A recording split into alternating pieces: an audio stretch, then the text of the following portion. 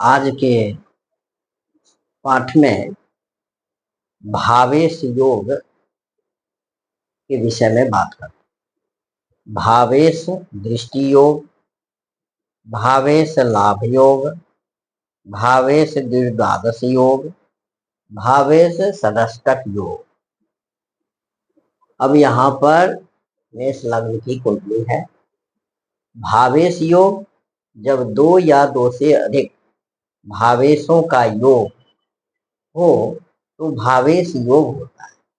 दो या दो से अधिक भावेशों का योग, मान लीजिए इसका स्वामी, इसका स्वामी, इसका स्वामी इसमें, इसका स्वामी इसमें, अथवा चतुर्थ का पंचम में, पंचम का चतुर्थ में।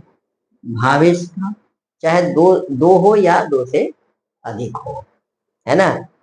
इसका स्वामी इसमें, इसका स्वामी इसमें, अथवा और इसका स्वामी इसमें या इसका स्वामी इसमें। इस तरह के दो या दो से अधिक भावेशों का योग होता है, एक दूसरे के घर में होता है, तो भावेश योग होता है।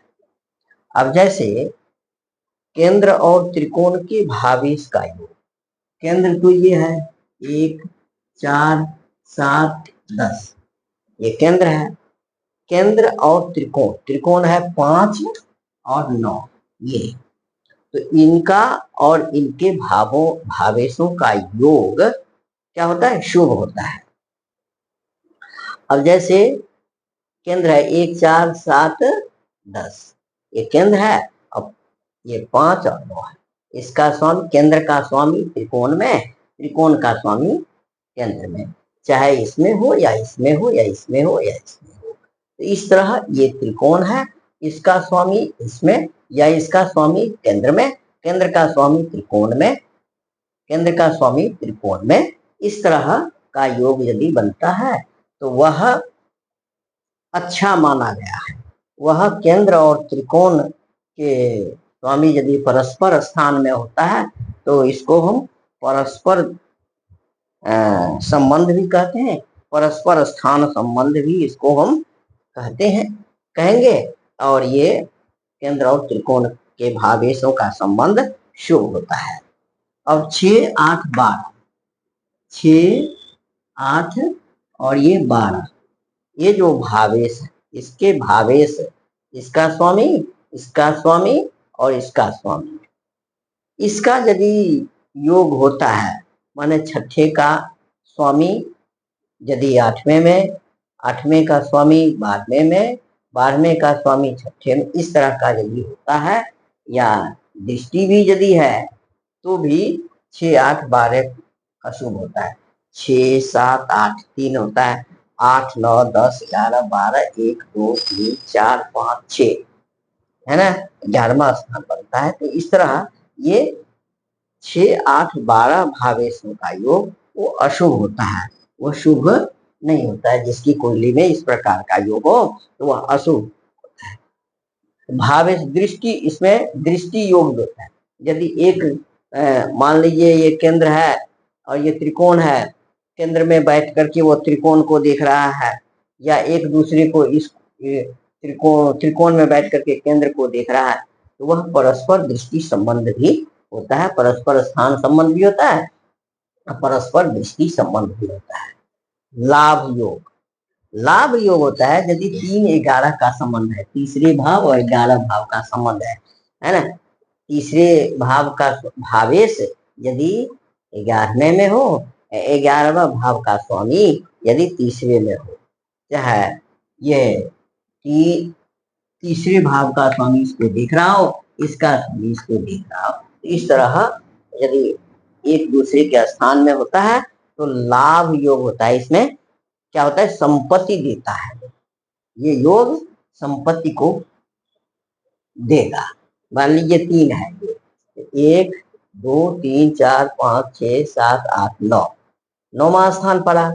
यहाँ से 1, 2, 3, 4, 5, 6, 1, 2, 3, 4, 5, 5वां स्थान। तो 9वां और 5वां स्थान जो है एक दूसरे को वो त्रिकोण बन जाता है। तो इस तरह ये संपत्ति को प्रदान करेगा, ये लाभ योग। उसके बाद होता है द्विद्वादश योग। 2 और 12, जैसे ये 2 है और 12, ये यहां से ये देखिए 1 2 3 4 5 6 7 8 9 10 11, ये 11वां स्थान पड़ेगा। और यहाँ से 1 2 3, ये 3 स्थान पड़ेगा, है ना। 2 से 12वां, 1 2 3 4 5 6 7 8 9 10 11, और 12वें से तीसरा, 1 2 3, 1 2, हाँ 12वें से दूसरा 1 2 3, तीसरा पड़ा। तो इस तरह ये द्वादश योग जो होता है, दूसरे का स्वामी 12वें में, 12वें का स्वामी दूसरे में, तो इस तरह का वो योग अशुभ माना गया है, वह दरिद्रता प्रदान करता है, सदाष्टक योग। और सदाष्टक योग 6 और 8, ये छठा भाव है, ये 8वां भाव है। इसका स्वामी इसमें हो, इसका स्वामी इसमें हो, है ना। तो इस तरह का जो है, तीसरी दृष्टि तो 10, शनि जो है 3 10 स्थान को देखता है ना। यदि शनि यहाँ पर हो 1 2 3, इसको देखेगा 1 2 3 4 5 6 7 8 9 10 11, है ना। और यहाँ से 11वां, तो एक यहाँ पर यदि कोई होगा, शनि होगा, तो इसको देखेगा, है ना। तो 3 10 और 7 स्थान को देखता है यहाँ से, तो 1 2 3, यहाँ तो एक शनि ही होगा जो इसको देखेगा।